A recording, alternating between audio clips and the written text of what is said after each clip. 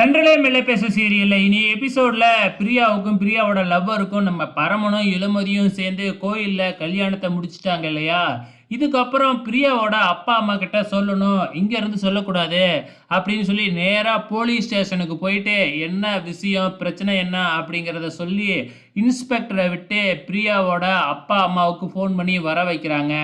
அங்க வந்த உடனே இன்ஸ்பெக்டர் 2 பேரையும் சமாதானப்படுத்த முயற்சி பண்றாப்புல. ஆனா, இதுக்கப்புறம் இவ என் பொண்ணே இல்ல அப்படின்னு சொல்லிட்டு அவங்க 2 பேரும் போலீஸ் ஸ்டேஷன விட்டு வெளியில கிளம்பிட்டாங்க. இதுக்கப்புறம் என்ன நடக்குது? வெளியில வந்ததுக்கு அப்புறமும் சமாதானப்படுத்த முயற்சி பண்றாங்க. ஆனா, பிரியாவோட அப்பாவும், அம்மாவும் இளமதிய பார்த்து உன் வாழ்க்கை நல்லாவே இருக்காது அப்படின்னு சொல்லிட்டு ரொம்ப கேவலமா வந்து பார்த்தீங்கன்னா, சாபம் விடுற மாதிரி இளமதிய சாபம் சபிச்சுட்டு போயிடுறாங்க.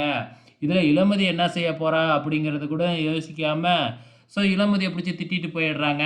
இளமதி அதனால ரொம்ப ஃபீல் பண்ணிக்கிட்டே இருக்கிறாங்க.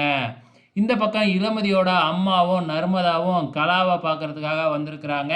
ஸோ அவங்க எதுக்காக வந்திருக்காங்க அப்படின்னு பார்த்தீங்கன்னா, இளமதிக்கும் பரமனுக்கும் கல்யாண தேதி ஃபிக்ஸ் பண்றதுக்காக வந்திருக்கிறாங்க. வேணும்னே தெரிஞ்சுக்கிட்டு இந்த கலா அவங்கள ரொம்ப நேரம் வெயிட் பண்ண வைக்கிறாங்க. ஸோ அவங்களும் கடுப்பாயிடுறாங்க. அதுக்கப்புறம் வேணும்னே தான் அவங்க உள்ளார இருந்துக்கிட்டே வெளியில வராம இருந்திருக்கிறாங்க. அப்புறம் வந்ததுக்கப்புறம் வந்து பார்த்தீங்கன்னா, ரொம்ப நல்லவங்க மாதிரி பேசி, நானே எங்க குடும்ப ஜோசியர வர வச்சு டேட்டு ஃபிக்ஸ் பண்ணலாம் கோயில்ல வச்சு அப்படின்னு சொல்லி அனுப்பி வைக்கிறாங்க.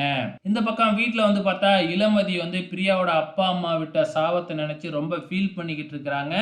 ஸோ, இப்ப இளமதியோட அம்மாவும் சரி, நர்மதாவும் சரி கேட்டா எதுவுமே சொல்லாம சோகமாவே இந்த இளமதி இருக்கிறதுனால, நம்ம பரமன ஃபோன் பண்ணி வர வச்சர்றாங்க.